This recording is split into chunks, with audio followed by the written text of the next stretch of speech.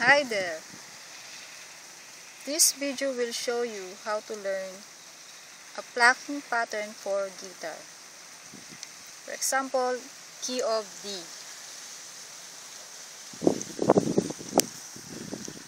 Use thumb for 4th string,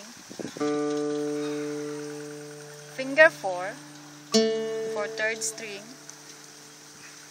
finger 3 for 2nd string, finger 2 for 1st string, and finger 3 for 2nd string, and finger 4 for 3rd string.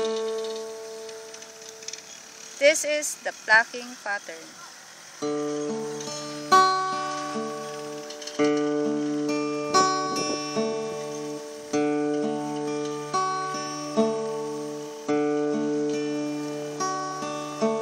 Repeat till you learn.